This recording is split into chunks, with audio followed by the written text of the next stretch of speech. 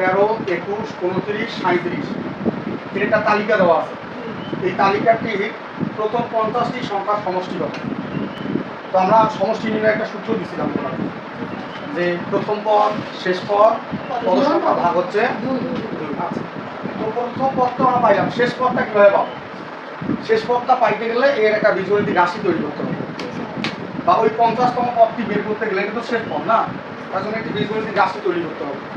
বীজগণিতিক রাশি তৈরি করে তবে শুনে আমরা এর মান দেবো। সেইভাবে দেবো সমাধান। হ্যাঁ, লিখবো যে প্রথম পদ কত দেওয়া আছে? 5। তো প্রথম পদের তো আমাদের চিন্তা নাই, প্রথম পদের মানটা দেয়। তো এটাকে আমরা একটু পার্থক্য কত করে দেখো তো, চিন্তা করো পার্থক্য কত করে? 8 করে। তার মানে আমরা পার্থক্য দিয়ে ভাঙাবো। তাহলে 8 প্রথম পদের জন্য 1, কত বিয়োগ করা লাগে? 3 বিয়োগ করা লাগে।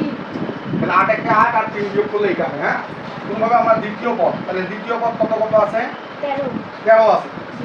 তাহলে পার্থক্য আমরা আগে বসায় নেব, প্রথমেই অলওয়েজ পার্থক্য বসায় নেব। দ্বিতীয় পদের জন্য 2, 8 দুগুণ 16, এখান থেকে 3 বাদ দাও। কোনোভাবে তৃতীয় পদ কত আছে? 21। তাহলে এখানে আমরা কি দেবো? পার্থক্য তৃতীয় পদের জন্য 3 মাইনাস কত? 3।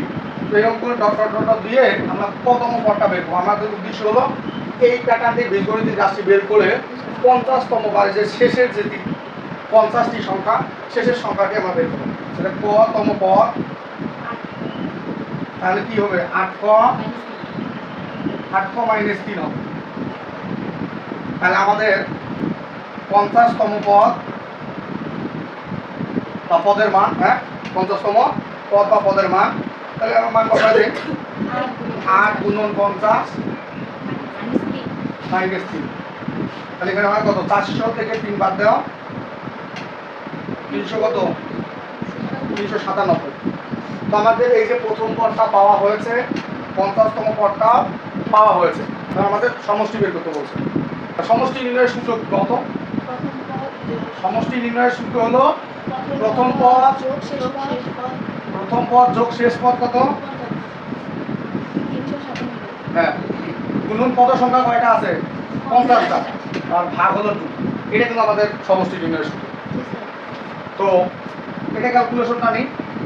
এখানে হয় 400 কত? 402 হয়, আর এটা দিয়ে এটা কাটলে হয় 25।